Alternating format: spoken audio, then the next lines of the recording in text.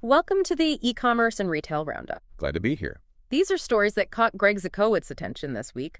Let's dive straight into Monday's development. It seems Temu's making some moves. Yeah, big ones. So Monday, reports surfaced that Temu, the site with the super low-cost stuff, usually shipped from China. Right.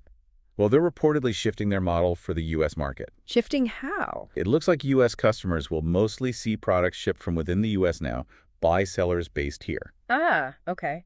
And this seems tied to that customs exemption expiring, the de minimis one. Exactly. That ended Friday, May 2nd. Yeah. It basically let shipments under $800 come in with reduced tariffs and less paperwork. Got it. So less red tape, lower costs for those direct shipments. That's gone now. Pretty much. Yeah. And Temu confirmed the shift to CNBC. They even mentioned they're actively recruiting U.S. sellers. Interesting. But they also said pricing for U.S. consumers would stay the same, even with local fulfillment, which presumably costs more. That's the surprising part. Because earlier in the week, there were whispers about Temu adding import charges, maybe up to 145% because of tariffs. Wow, 145%. Yeah. But now they're saying those costs won't hit the consumer through higher prices. They seem willing to absorb it, maybe for market share. Could be a gamble. Definitely want to watch. Okay, so that sets the stage for Tuesday, looking at the wider impact of these tariffs. Right. Tuesday broadened the lens to President Trump's China tariffs generally. Some are, as we just mentioned, potentially really high. And the concern is how this hits retailers prepping for big sales events, right? Prime Day, July 4th, Thanksgiving. Exactly. The timing is crucial. Manufacturers supplying the big stores are saying, the next 30 days are key. P for what? De-escalation. Yeah, for potential trade de-escalation. If that doesn't happen, we could see price hikes and maybe even shortages hitting shelves. Do we have any specific examples of companies feeling the pinch already? We do. There's a storage container company, Utopia. They've actually had to stop production at their China factory. Stop production. That's serious. It is. And they're just holding on to the goods they've already made because of the whole tariff situation. They're worried about inventory for popular items like their store lid organizer running low by maybe August. And what kind of cost increase are they facing? Well, they already had a 20% tariff. They said adding another 145% is just, unmanageable. If tariffs stick, they estimate bumping prices by 25%. Ouch. That really shows the direct impact. And any positive signs? Talk of trade talks. China has indicated some openness to talks. But the data on holiday shipment orders isn't great. How so? Orders from China are reportedly down. Wait for it. 53% compared to last year. 53%? That's huge. It really is. It strongly suggests retailers are bracing for a tougher holiday season, thinking leaner inventories, maybe fewer big discounts. So maybe temper expectations for those Black Friday deals? Could be. Even Amazon acknowledged the uncertainty tariffs cause, both for them and their third-party sellers, who will all react differently. Okay, so shifting gears a bit, Wednesday brought something new from Instagram. Yeah, Instagram officially launched Unlockable Reels.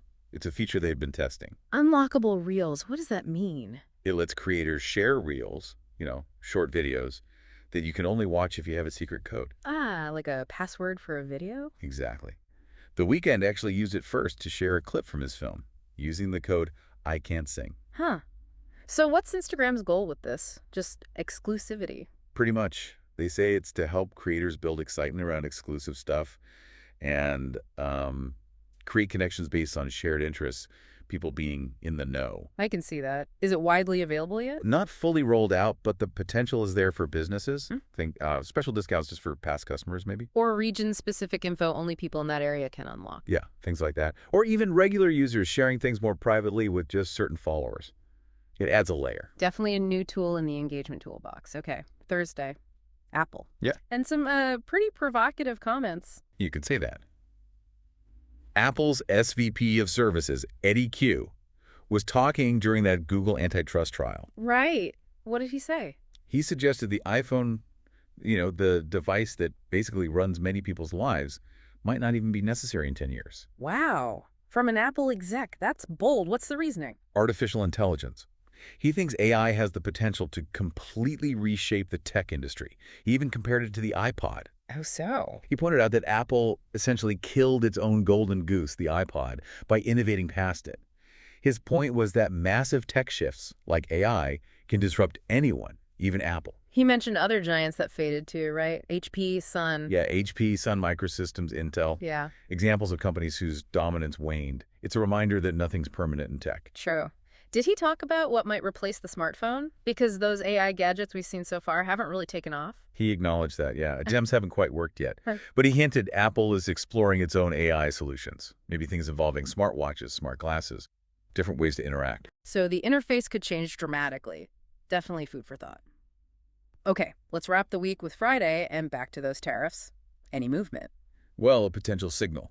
On Friday, ahead of the planned U.S. Beijing trade talks, President Trump posted on Truth Social. And what did he say? He mentioned considering lowering tariffs on China to 80%. 80%. Okay, that's down from 145%, but still pretty high, isn't it? Definitely high. It's a big drop from 145, but way above, say, the 10% baseline in the new U.S.-UK deal. So 80% would still likely restrict trade significantly. Is it clear if that 80% is like a serious proposal or more of a starting point for negotiations? Unclear.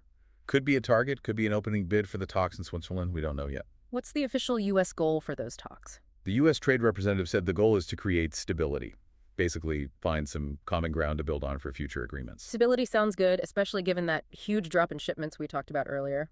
Exactly. There's concern about potential price increases or shortages if things don't stabilize somehow. So we'll have to see what comes out of those talks. A lot hanging in the balance there.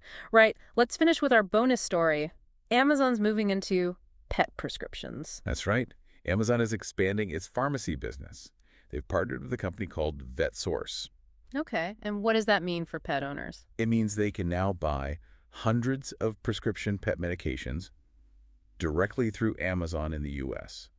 Things for fleas, ticks, chronic conditions, you name it. How does it work? Do you just add it to your cart? Pretty much. You search for the med on Amazon, and doing checkout, you provide your vet's information. And then VetSource handles the rest. Correct. VetSource handles the dispensing and delivery. Shipping usually takes about 2 to 6 days.